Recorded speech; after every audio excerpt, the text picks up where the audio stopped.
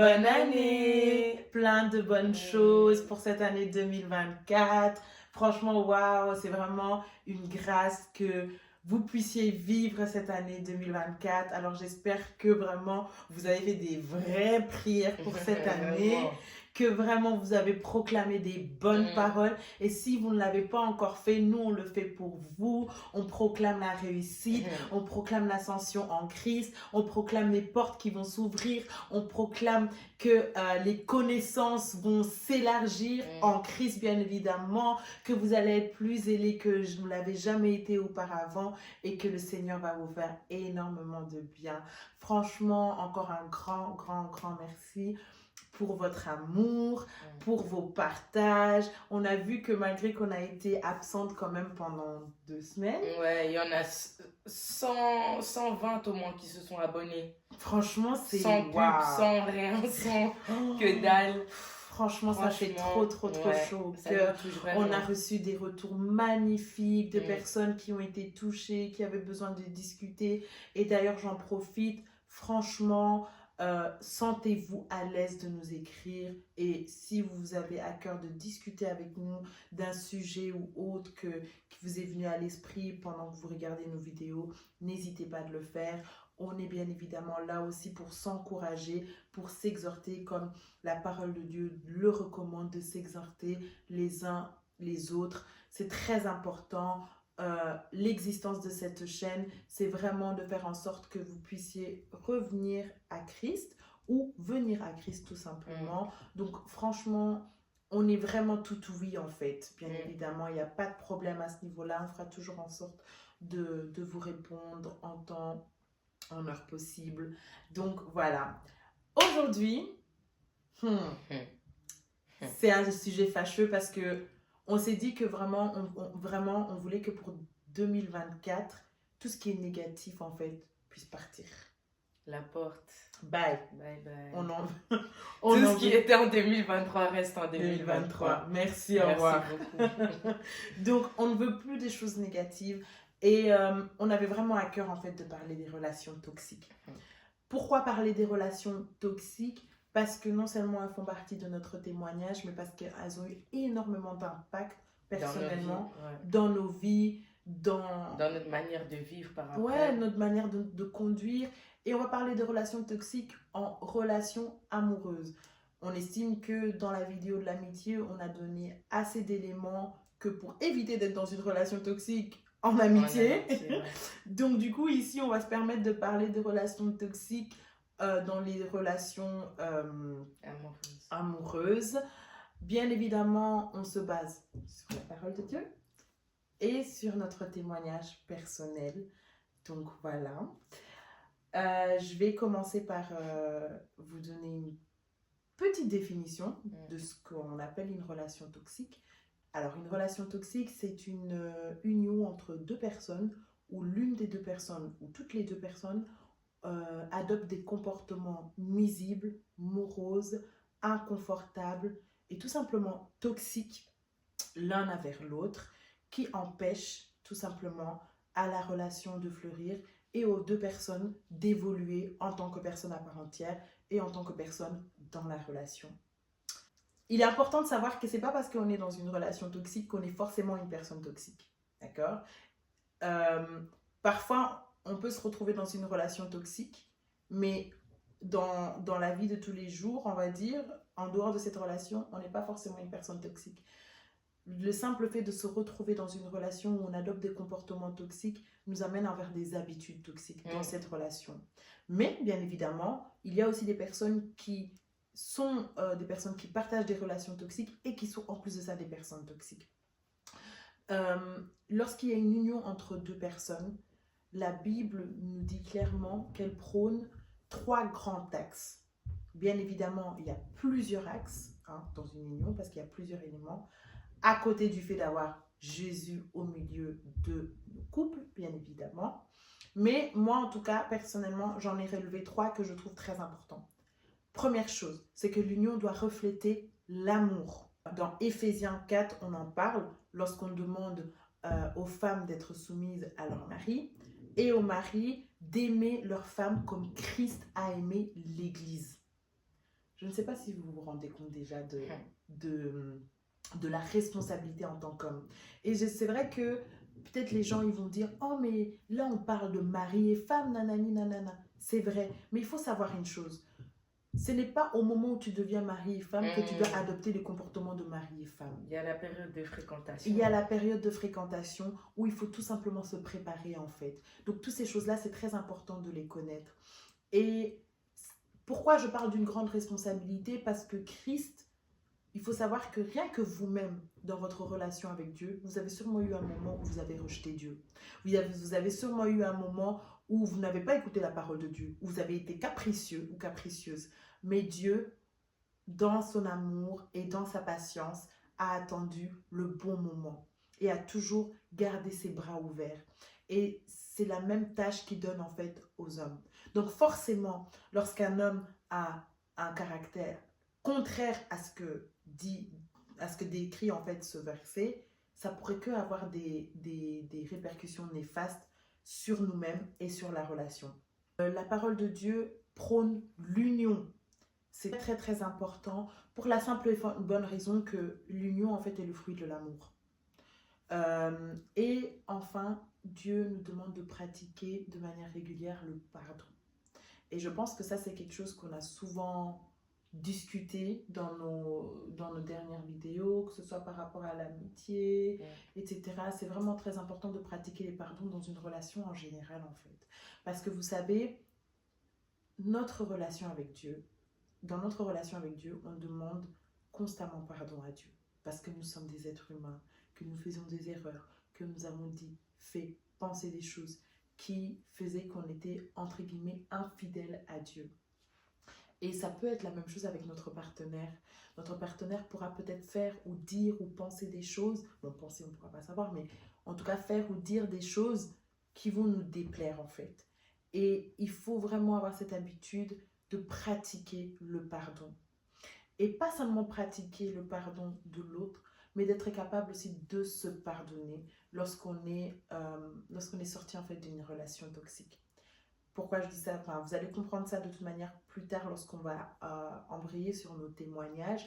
Mais lorsqu'on sort d'une relation toxique, en tout cas pour ma part, l'une des choses les plus difficiles, c'est de se dire je me suis laissé faire en fait. Je me suis laissé faire.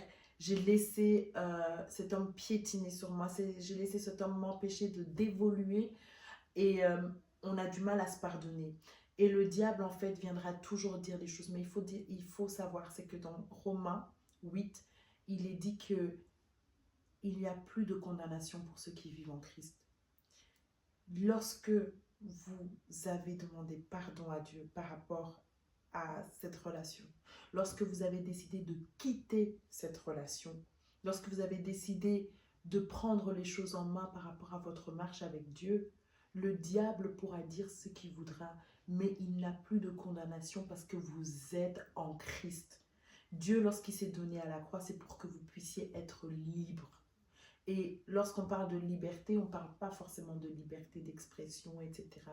Mais libre des chaînes de l'ennemi, en fait. Libre de la vie de péché, en fait. Et vraiment, il est très important de savoir se pardonner pour pouvoir avancer tout simplement dans sa marche et avancer dans son évolution, non seulement avec Christ, mais dans son évolution par rapport aux relations amoureuses. Dans Psaume 86, 5, on explique en fait comment Dieu nous pardonne. Et franchement, je me dis, parfois en tant qu'être humain, on cherche trop des complications. Si Dieu nous pardonne, si Dieu est capable de nous pardonner, pourquoi nous, on n'est pas capable de se pardonner en fait? Pourquoi nous, on n'est pas capable de tout simplement, comme Dieu, laisser en fait le passé au passé en fait et d'avancer vers les choses nouvelles? Parce que n'oubliez pas en fait que dans Jean 10, 10, la parole de Dieu dit que le diable est là pour égorger, dérober et détruire. Détruire votre destinée, dérober votre paix, égorger toutes les promesses, toute votre espérance et toute votre foi dans les promesses de Dieu en fait. Et si vous n'êtes pas capable de vous lever et de vous dire que non, franchement, moi, Dieu m'aime, Dieu m'a racheté à un grand prix, il s'est donné à la croix pour moi et il m'a donné la force en fait de quitter cette relation. C'est parce qu'en fait, il a préparé une plus belle relation pour moi, il a préparé des belles choses pour moi. Si vous, vous n'avez pas cette force de vous lever et de dire ça, personne ne le fera pour vous.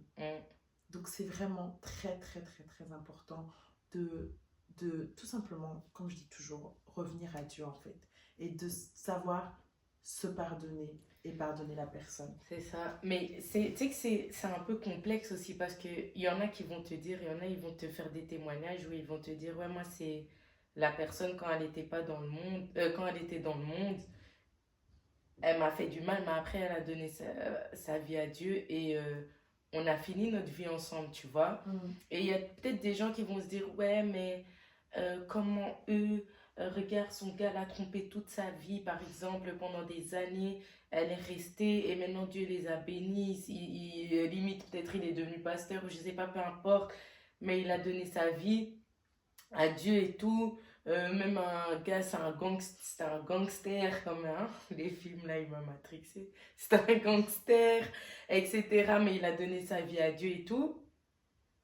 Mais à ces personnes-là, on est d'accord qu'il faut leur expliquer que c'est Dieu qui doit te mettre une conviction. Et que Dieu ne va jamais te... Qu'il y a des choses que Dieu ne va jamais permettre, on est d'accord, non? Oui. Alors, moi, j'insiste, je ne me permettrai jamais de parler des personnes. D'accord? Je parle, depuis le début, on parle de la relation. Parce que la relation, c'est le fruit, en fait, de l'union de deux personnes. Et si le fruit de votre union est néfaste et nuisible pour vous deux, peu importe la personne que tu as en face de toi, parce que vous savez, très souvent quand on parle de relations toxiques ou de personnes toxiques, on a un profil en tête. Une personne narcissique, qui n'a peut-être pas, qui est peut-être gangster ou qui est de mauvaise vie, etc. Vous pouvez avoir devant vous un bon gendre, hein? Vous pouvez avoir devant vous un gars que tout le monde dit sur CV 10 sur 10, mais que votre union... Moi, je vous dis, je vous parle en connaissance de cause. Parfois, j'ai eu des copines qui me parlaient des histoires. Je me disais, lui, t'as fait ça. Mais j'aurais jamais cru. Il est archi gentil. Et c'est toi qu'on prend pour la folle. Et en fait, ça n'a vraiment rien à voir avec, on va dire, le profil de la personne. Encore une fois, c'est le fruit de votre union. De notre union. Le fruit de votre union, qu'est-ce qu'il donne? Est-ce que le fruit de votre union vous fait avancer? Est-ce que le fruit de votre union t'empêche de te rapprocher de Dieu? Est-ce que le fruit de votre union rabaisse ton estime? Est-ce que le fruit de votre union augmente les complexes? C'est ça la vraie question qu'il faut se poser. Et je vais laisser Véronica parler de son témoignage, enfin, nous donner un petit témoignage par rapport à ça. Courage, caca.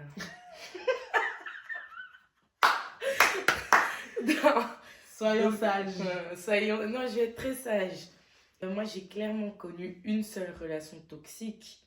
Et cette relation toxique m'a anéantie, en fait. M'a complètement anéantie. Et pourquoi elle m'a anéantie? Parce que dans cette relation, j'étais constamment rabaissée. Mais constamment rabaissée et psychologiquement, et physiquement, et surtout, en fait. Et dû, en fait, à tout ce que j'ai subi pendant cette relation-là, j'ai fait 4 ans, si je ne me trompe pas, dans cette relation. Quand j'ai quitté cette relation, en fait, j'ai tellement reçu que des mauvaises paroles, que il suffisait qu'un garçon me dise « Ah, t'es jolie ». Comme j'avais pas l'habitude qu'on me dise « T'es belle » dans mon ancienne relation, que ce garçon-là, je dirais pas qu'il m'avait dans son lit, non, je dirais pas jusque-là, mais c'était très facile de m'avoir. C'était très facile que je te donne du crédit, que je te donne du temps, juste en me complimentant, en fait. Vous voyez? Parce que j'en avais tellement manqué. Pourtant, j'étais pas une fille qui me trouvait moche à la base. À la base, quand j'ai rencontré ce gars-là, j'étais une fille, physiquement, je me suis toujours trouvée quand même assez jolie, vous voyez? Mais cette personne-là m'a tellement rabaissée, mais genre tellement rabaissé que j'ai perdu toute valeur déjà. Donc, toutes les valeurs que moi, je m'étais mise, par exemple, ne pas coucher avec quelqu'un qui n'est pas ton copain, de ne pas faire certaines choses, bref, toutes les principes et valeurs que j'avais, tout est parti juste à cause de cette relation-là. Et juste parce que je voulais qu'on me fasse du bien, vous voyez, tellement j'avais souffert dans cette relation, et physiquement et psychologiquement.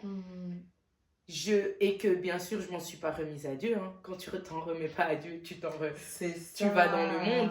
Et malheureusement, après cette relation-là, les gars, si je vous dis que je ne savais pas faire 2 jours sans boire de l'alcool, j'étais devenue en vrai de vrai, et c'est ce que je dis parfois à Ralphine, quand je réfléchis, j'étais devenue une alcoolique en fait. Je buvais tout le temps. J'avais toujours besoin d'être complètement, enfin pas saoul jusqu'à tomber par terre, hein, mais d'être, vous voyez, un peu euphorique comme ça. Tout le temps, juste pour oublier. Je ne savais plus passer du temps avec moi-même, tellement je ne m'aimais plus. En fait, Dieu, il vient encore hein, jusqu'à aujourd'hui, petit à petit, guérir mes blessures par rapport à cette relation ou même par rapport à mon passé d'avant. Il vient petit à petit. Et en fait, j'ai compris que là, en fait, toutes les paroles là, c'était les paroles d'un homme, mais aux yeux de Dieu, je suis tellement, waouh, tellement là, vous voyez, que Dieu, il m'a redonné une valeur, il m'a redonné confiance en moi. Et j'ai compris aussi, comme Ralphine a dit, tu vois le fruit en fait. Vous voyez, il y a des hommes, par exemple, tu vas les fréquenter, ils ne sont pas spécialement parfaits, ni peut-être spécialement ancrés dans la parole de Dieu ou peu importe, mais il va t'apporter un bien comme ça, tu vois, ou juste le fait d'avoir un bon cœur, vous voyez, d'avoir un bon cœur qui va t'apporter quelque chose de bien, et ben, si tu mets Dieu au centre de cette relation, c'est peut-être cette relation-là que Dieu va élever, mais aussi tu as cette conviction. Moi, quand j'ai commencé à prier, j'étais avec la personne de ma relation toxique, vous voyez. Et en fait, quand j'ai commencé à prier, je me suis dit, vas-y, c'est cette personne-là que je vais ramener avec moi, vous voyez, en Christ. En fait, c'est avec cette personne-là que, en vérité, je vais améliorer ma personne, je vais comprendre c'est quoi une vraie femme vertueuse, etc. Mais pour cette personne-là, mais Dieu m'a très vite fait comprendre que ma belle, là-bas, là, c'est pas pour toi. C'est pas pour toi. Tu vois, ça se peut qu'il va très bien convenir à quelqu'un d'autre, hein, vous voyez. Mais pour moi, Véronica, Dieu, il m'a dit, c'est pas pour toi. Parce que pour moi, c'était une relation qui me détruisait. C'était une relation qui n'allait pas me faire aller vers le haut. C'était une relation qui, si j'avais des projets, allait me freiner dans certains projets, vous voyez. C'était une relation qui, même les vidéos que je fais aujourd'hui, cette personne n'allait peut-être pas me laisser faire certaines vidéos. Vous voyez, en fait. Et Dieu, il voit tout ça et nous-mêmes aussi, il nous met à cœur, en fait, tout ça. Et en vrai de vrai, même sans Dieu, tu sais quand une relation est bonne ou mauvaise. On n'a pas besoin d'être chrétien pour ça. Et moi, cette relation, je savais juste qu'elle me détruisait, mais à petit feu, petit feu. Et j'ai vu vraiment qu'elle m'a détruite pendant les 4 années où j'ai fait la bringue. Parce que pendant les 4 années où j'ai fait la bringue, mais sans jamais être heureuse. Vous voyez, je faisais la bringue juste parce que j'avais des séquelles à cacher, des choses à oublier, je voulais pas penser. Et donc, pour pas penser, ben, tu fais que sortir, tu fais que boire, tu fais qu'être avec tes copines, tu fréquentes des garçons, tu vois. Et c'est triste, hein. Et en fait, au plus on fait ça, et on pense en fait que notre estime, en fait, elle baisse. Tu vois, elle baisse. Parce que au début de cette relation, tu avais peut-être couché qu'avec un garçon, mais à cause de cette relation, t'es sorti de cette relation, tu as couché avec plusieurs garçons. Déjà ça, dans ton estime, à nous-mêmes, hein, on baisse. En tout cas, moi, c'est ce que je me sentais baisser. Je me disais, oh, mais c'est pas moi. Mais malgré que c'était pas moi, j'arrivais pas à m'arrêter. Vous voyez? Parce que c'était quelque chose que je pensais qui me faisait du bien.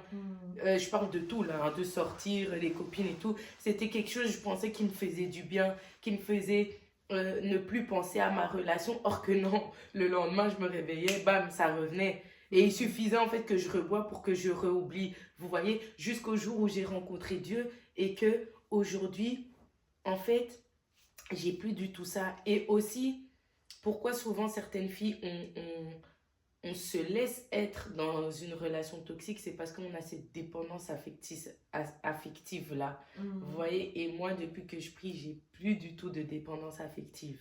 Mais plus du tout. Donc, c'est-à-dire que à l'heure d'aujourd'hui, je suis persuadée que je pourrais plus, entre guillemets, rester avec un homme parce que j'ai besoin de son amour. Tu vois, avant, je restais avec un homme parce que j'avais besoin de cet amour-là. Maintenant, si je suis avec un homme, c'est parce que je sais que c'est l'homme de ma destinée et que Dieu me l'a envoyé et qu'il va m'apporter quelque chose. Mais c'est pas parce que j'ai besoin de lui absolument, tu vois. Et c'est ça qui est très dangereux dans les relations toxiques, c'est que tu as l'impression que si il part, tu vis plus, or que c'est la personne qui te fait le plus de mal. C'est contradictoire en fait. C'est tellement contradictoire. Tu vois. Et c'est vraiment comme tu as dit, en fait, c'est vraiment au final, on a besoin d'amour en fait. On a besoin d'amour. Et on cherche un amour toxique. C'est ça. On a besoin d'amour, mais on prend des amours toxiques. On dirait nous-mêmes, on aime ça. C'est ça. Tu vois, parfois tu dis, mais je suis folle ou quoi? Qu'est-ce qu'il y a? T'as l'impression que t'aimes ça et tu quittes, mais tu reviens. Et tu quittes et tu reviens. Et tu quittes et tu reviens.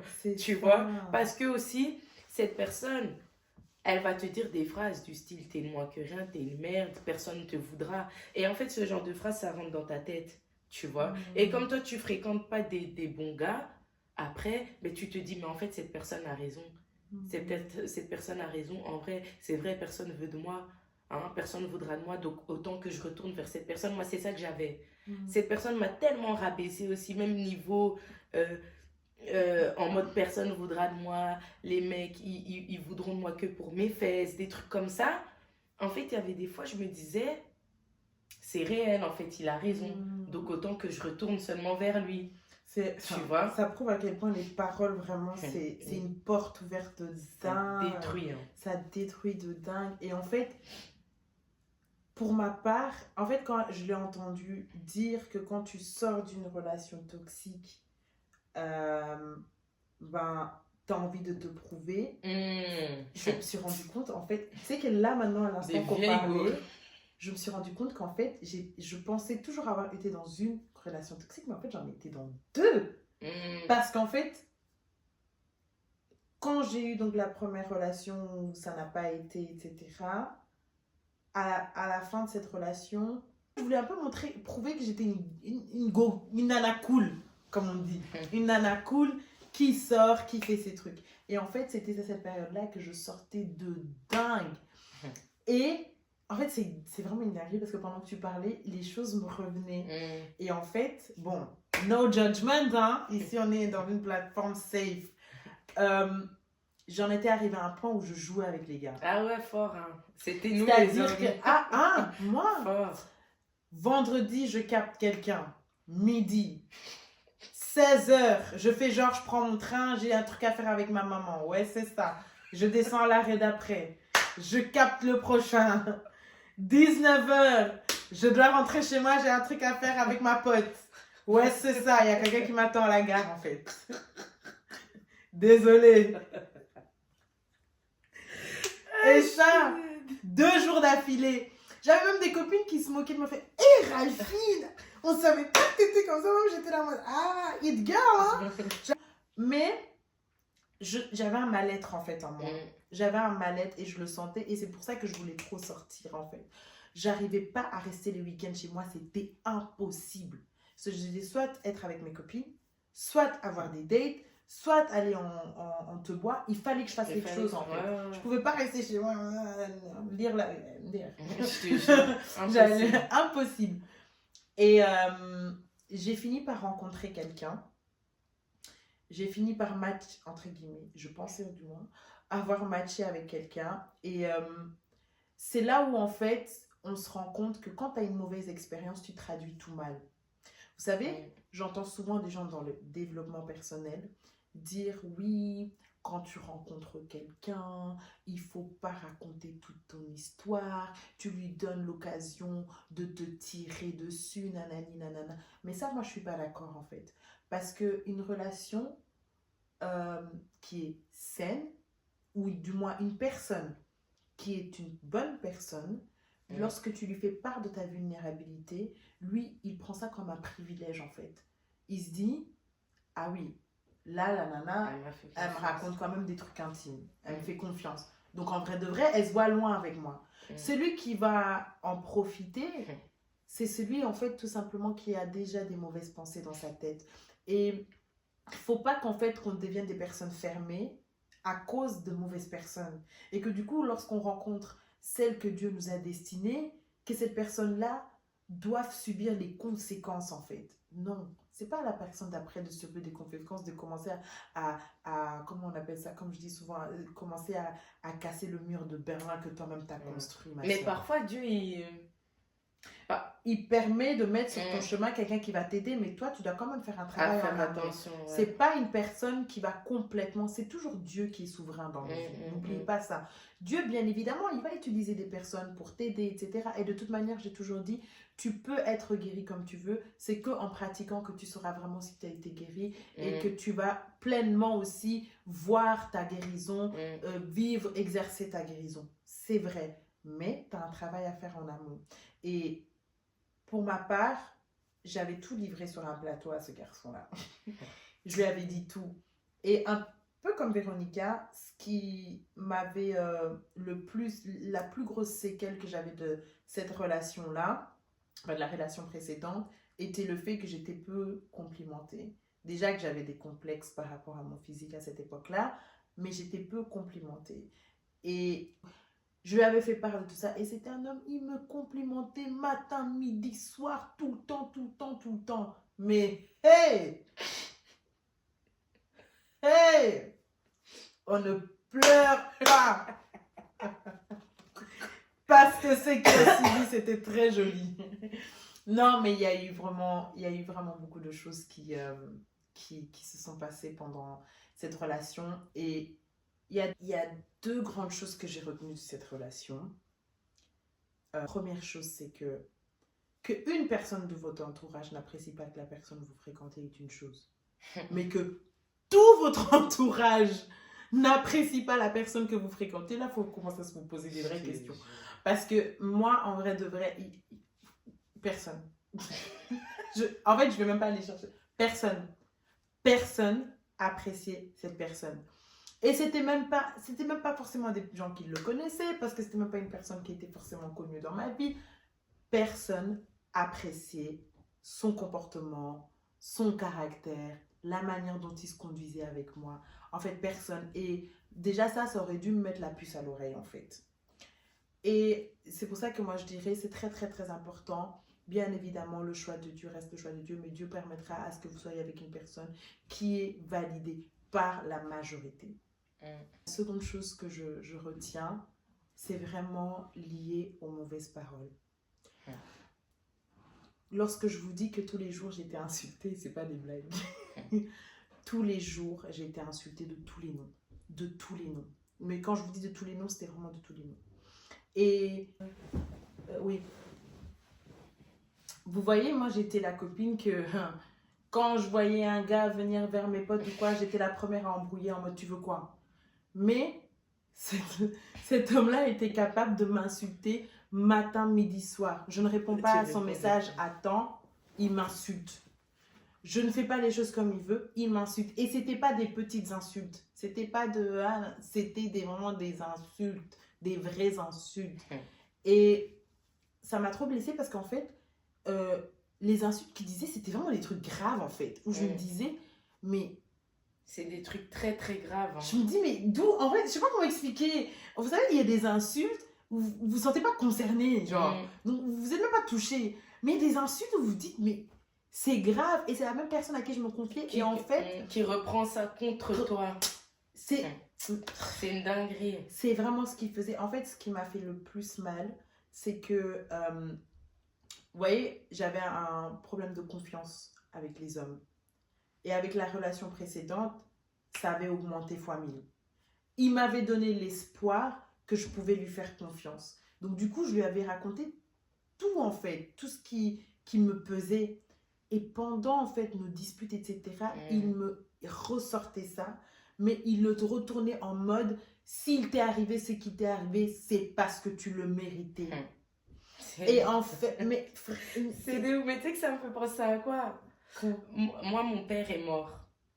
Je rigole, mais c'est pas drôle en fait. Mon père est mort et un jour il m'a sorti. T'as des séquelles, non, de la mort de ton père? Quoi, tu veux que ça se répercute sur ta descendance? Donc en fait, même un mort, il prenait les choses de mon père mort un jour.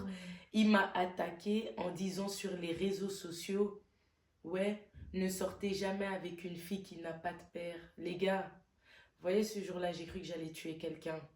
Et en fait, c'est comme Ralphine, elle a dit, en fait, ce genre de phrase, c'est même pas aller insulter pour insulter. Ah, de toute façon, toi, t'es qu'une... Non, en fait, là, c'est vraiment cette personne, elle veut te détruire, Oui, en fait. c'est vraiment Elle ça. veut te détruire. C'est vraiment ça, elle veut te détruire. T'anéantir. Anéantir de ouf. Et Hum. en fait, moi, ce que je comprenais pas, c'est que j'avais toujours de l'amour pour cette personne, en fait. C'était, en fait, moi, j'avais un peu ce sentiment de la sauveuse. En fait, j'étais trop matrixée dans ma tête. J'étais persuadée que aucun autre homme allait m'apprécier, en fait. Parce que c'est ce qui me faisait comprendre qu'il n'y avait que lui qui pourrait, en fait, m'aimer avec tout. En fait, il me donnait une image erronée de moi-même. Et lorsque j'en ai eu juste une marque, que j'étais fatiguée et j'ai décidé d'y mettre un terme à tout ça, c'est là où j'ai eu du mal à me pardonner. Comme j'avais dit tout au début de la vidéo, j'avais trop eu du mal à me pardonner parce que j'avais déjà l'habitude d'être dure avec moi de base. Ouais. Donc, quand j'ai réalisé dans quelle relation j'étais, je me suis dit, mais t'es bête ou quoi? Ouais. Mais tu peux pas. C'est ça. Moi, j'ai eu la même chose qu'elle parce qu'avant cette personne, j'avais eu une autre relation, mais j'ai eu une relation saine. Et je me suis dit, mais tu vois encore des filles qui ont connu que des relations toxiques. Tu peux te dire, elles ont connu que ça. Donc, limite, elles savent même pas qu'elles sont dans une relation. Mais moi, je me suis dit, mais ma belle, tu sors d'une bonne relation. Même si, voilà, il y avait les petits couacs comme toute relation. Hein. Mais c'était une personne qui m'a toujours valorisée et tout. Et puis, je suis tombée dans la relation toxique. Et donc, quand j'ai quitté, et même parfois pendant que j'étais dans la relation, je me disais, mais comment tu peux accepter ça vu que tu sais que c'est pas une bonne relation? Mais tellement, en fait, tu sais, des paroles, ça rentre dans la tête.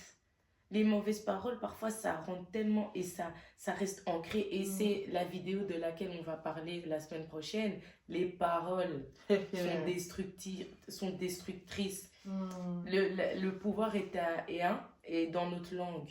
Et donc, quand quelqu'un te dit « tu ne trouveras jamais mieux que moi », ben, si tu acceptes, ben, tu ne trouveras jamais mieux que lui et tu retourneras vers cette personne. Tandis que à partir du moment où tu brises ça, tu brises sans effet. Dans quel monde, tu vois? Et ben, faut refuser. Parce que là, tu vas avancer. Mais vraiment, en fait, c'est vraiment réel parce que dites-vous que, donc moi, ça a commencé avant que je connaisse Christ. Et puis, ça s'est lancé, etc. Au moment où j'ai donné ma vie à Christ, c'était au moment où il y a eu, on va dire, une pause, parmi nos 350 millions de pauses. Parce que ça aussi, hein, c'est une des caractéristiques des relations toxiques, c'est qu'on casse autant de fois qu'on se remet ensemble. Et en fait, pendant la relation, j'acceptais tellement de mauvaises paroles. Et en fait, le jour où j'ai décidé de dire non, je me suis vraiment rendu compte que, en fait, refuser spirituellement, c'est vraiment... Ouais, c'est fort. Hein. En fait, c'est fort. Il faut refuser les choses. Vous voyez, dans la Bible, lorsque Jésus a jeûné pendant 40 jours, la Bible dit que le 40e jour, Jésus eut faim. Et c'est à ce moment-là que le diable est venu le tenter. Et le diable, il était venu avec des paroles qui n'étaient pas fausses. Hein. C'était des paroles qui viennent de la parole de Dieu, mais mises dans un contexte de provocation en fait. Et surtout pour que Jésus puisse tout simplement succomber à la tentation. Et en fait, Jésus lui répondait par la parole. Donc, il refusait ce qu'il disait et il répondait en fait par la parole de Dieu. C'est vrai que moi, voilà, à ce moment-là, je ne répondais pas, on va dire, je ne proclamais pas par la parole de Dieu, mais j'avais déjà fait la première étape de refuser en fait. Et lorsque tu refuses, tu sors. Tu sors en fait de ce mauvais entourage, tu sors de cette mauvaise relation. Et vraiment, comme je l'avais dit, le fruit, c'est quoi le fruit de cette relation? Si le fruit de cette relation, c'est des disputes, c'est la constante peur. Vous savez que parfois je me réveillais avec un stress, comme si j'avais des factures impayées. Je me réveillais avec un stress, c'était pas possible. Tout ça pour une seule personne que je pensais aimer à la mort et qu'au final, aujourd'hui même, ça m'est déjà arrivé de la croiser que j'étais en mode... Surtout que tu penses qu'elle t'aime. C'est ça. Parce que encore que toi, tu penses qu'aimer, nous, parfois, c'est notre dépendance affective. Mais cette personne-là, tu penses qu'elle t'aime, tu penses que c'est comme ça qu'elle te donne de l'amour. Et ces gens-là sont très intelligents parce qu'ils vont te sortir des phrases du style « Moi, je suis comme ça, tu prends ou tu prends pas. » C'est ça. C'est comme ça que moi, je suis. T'acceptes ou t'acceptes pas, je m'en bats les steaks. Tu vois, ils te font comprendre que en fait, ils ont tellement une psychologie inversée, ils te retournent le cerveau d'une manière que tu te dis je ne pars pas. Et c'est pour ça que c'est là où j'en reviendrai toujours, que c'est trop important de comprendre l'amour de Dieu. Dieu est amour. La source de l'amour que nous recherchons partout, la source, l'amour même, c'est Dieu en fait. Et lorsqu'on a compris ce que c'était réellement l'amour, il y a des choses qu'on n'accepte plus. Et moi, ça a été en fait ma marche avec Dieu. C'était de comprendre, pas seulement son amour pour moi, mais l'amour de Dieu en général. Et c'est là où je me suis dit, mais ça c'est pas de l'amour, ça en vrai de vrai, ça c'est des blagues. Il y a des gens, ils blaguent ici. Dieu, il peut pas te mettre dans une relation comme ça. Non. Et c'est ce que je disais, j'étais au téléphone avec une fille qui m'avait écrit et qui me parlait, mais rien à voir avec relation. Mais je lui ai posé une question, je lui ai dit, écoute, est-ce que ton copain, tu sais, j'ai dit peut-être c'est Dieu qui a permis, est-ce que tu es dans une relation saine? Elle m'a répondu non. Tu vois? J'ai dit, est-ce que tu es dans une relation saine? Non. Est-ce que cette personne, même si peut-être elle n'est pas parfaite, tu ressens qu'elle a un cœur, un vrai cœur, tu vois? Et j'ai dit, tu sais, hein, j'ai dit, nous, on a, comme on aime bien dire, on a toujours cette intuition. Donc même quand tu pries pas, on a tous cette intuition-là. Tu sais si cet homme-là te convient ou pas. Et dès le début, souvent, tu le sens. Dès le début, souvent, tu le sens. Ben, faut écouter, en fait, cette intuition-là, comme on dit. C'est pas une intuition, c'est Dieu qui nous met à cœur. Mais, tu vois, cette intuition-là, soi-disant, là, faut écouter ça. Faut écouter parce que tu as toujours une certaine intuition. Tu le sais si une personne te correspond ou ne te correspondra pas. Exactement. Et cette fille, je lui ai juste dit, j'ai dit, écoute, parce que moi, je suis personne pour dire à quelqu'un qui te... Non, jamais de la vie, je prendrai jamais cette responsabilité-là. J'ai juste dit, demande à Dieu qu'il te montre des signes. 2 jours après, je crois, elle m'a appelé, c'est une dinguerie, tu sais, que j'apprends que ça fait 1 an qu'il me trompe avec une meuf. Et vous savez, hein, quand vous demandez quelque chose à Dieu, il va vous le révéler. Maintenant, c'est à vous d'ouvrir les yeux ou de fermer vos yeux. Exactement. C'est tout. Exactement. Et n'oubliez pas que le diable, il est là pour faire en sorte que vous ne rentrez pas dans votre destinée. Faut savoir qu'il a été éjecté du jardin d'Éden. Suite à sa désobéissance. Il est jaloux. L'amour que Dieu a pour nous, c'est incroyable en fait. Et le diable, il a désobéi une fois, il est sorti. Et c'est fini pour lui. Donc lui, quand il nous voit que Dieu, il est là, toujours les bras ouverts, il nous attend, il n'a pas bon. Donc il va toujours faire en sorte que nous tous, on soit entraînés avec lui en enfer. Il connaît son sort, mais il vous fait croire que ce sort-là, soit il fait croire que ce sort-là n'existe pas, ou soit il vous fait tout simplement croire que tout ça c'est enjolivé, ou tout simplement croire que vous êtes du côté de Dieu, mais pas à fond. Non, écoutez ce que Dieu vous dit. Ne suivez pas les églises, ne suivez pas les scandales, ne suivez pas, suivez Dieu. Suivez la parole de Dieu. Cette parole va vraiment, réellement vous éclairer. C'est ça. Dans Psaume, il est indiqué que la parole de Dieu est une lampe à nos pieds et une lumière sur notre sentier. Donc, elle nous éclaire en fait. Elle éclaire nos pas, nos marches et notre vision en fait pour l'avenir. Et pour terminer, je vais vous lire ce que Dieu m'a mis à cœur un jour pendant que je dormais. Ralphine en est témoin, je n'avais jamais lu la Bible. Je ne lisais pas la Bible. Je ne connaissais pas Timothée. Je me suis réveillée, j'ai dit Ralphine, Ralphine, Ralphine. Meuf, Ralphine, Ralphine. Dieu m'a dit de lire Timothée 3 ou Timothée 33, je sais plus, mais il y avait 3, nanani. J'ai dit Ralphine. Les gars, j'ai lu ça. Écoutez.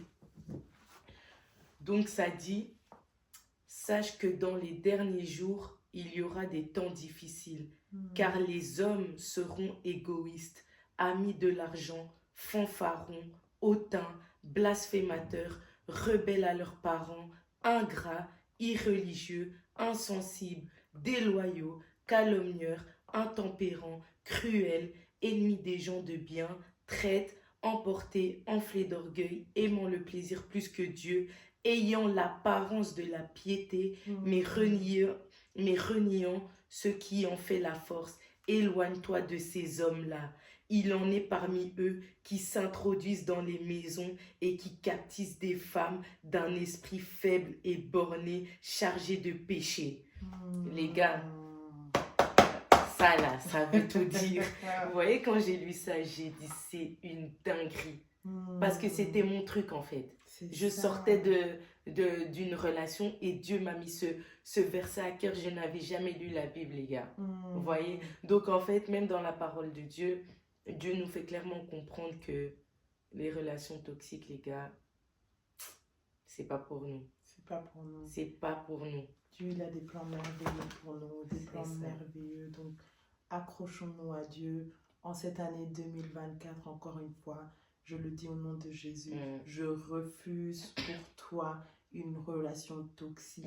Là où tu es dedans, mets tes genoux à terre, prie le Seigneur et il te donnera la force de quitter cette relation. Il te montrera le cœur de cette personne et surtout il te montrera les plans merveilleux qu'il a pour toi et ça te motivera encore plus à quitter. Ça va être difficile dans un premier temps, mais sache que Dieu est le Dieu de consolation. Il console et il enlève surtout la douleur qu'on ressent. Donc franchement, les gars, on ne fait pas cette vidéo juste pour parler de nos témoignages. On le fait vraiment avec ce cœur et avec ce besoin en fait tout simplement que vous puissiez refuser et quitter tout ce qui n'est pas de Dieu. Voilà. Que Dieu vous bénisse.